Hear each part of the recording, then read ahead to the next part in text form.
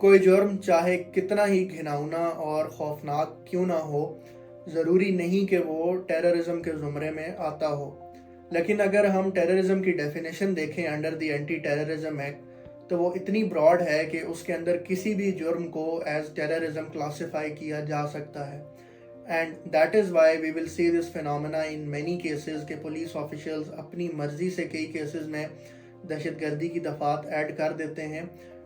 लेकिन ऑल्दो वो ऑफेंस शायद जो एक जनरल आइडिया होता है टेररिज्म का, उसके अंदर वो फिट ना होती हो। For example in this case कुछ पुलिस ऑफिशियल्स सादा वर्दी में एक शख्स को गिरफ्तार करने जाते हैं, and when they are about to arrest him, उसको लगता है कि शायद ही मे बी किल्ड, सो वो अलेजिडली सेल्फ डिफेंस के अंदर उनमें से एक पुलिस ऑफिशियल को कत्ल कर देता है, और पुलिस ऑफिशियल्स उस पर मर्डर के साथ साथ टेररिज्म के चार्जेस भी लगा देते हैं, for which he is convicted by the trial court. लेकिन जब ये केस अपील में सुप्रीम कोर्ट के सामने पहुंचता है, तो यहाँ पर सुप्रीम कोर्ट ये रूल करती है कि ये जो एक एक्शन था उसका, ऑल्दो शायद ये सेल्फ डिफेंस के अंदर भी ना आता हो, लेकिन वो पुलिस ऑफिशियल वर्दी में नहीं था। दैट इज़ वाई उस एक्यूज के पास कोई तरीका नहीं था ये नापने का कि ये स्टेट का रिप्रेजेंटेटिव है, और ना ही इस तरह का एक्शन स्टेट के अगेंस्ट कोई ऐसा एक्शन होता है जो कि टेररिज्म प्रमोट करे। It was a spontaneous action, so इसको टेररिज्म के जुमरे में नहीं लाया जा सकता। सिमिलरली इस तरह के कई केसेस हैं जहां पर सुप्रीम कोर्ट ने इस तरह की एफआईआर जहां पर टेररिज्म के चार्जेस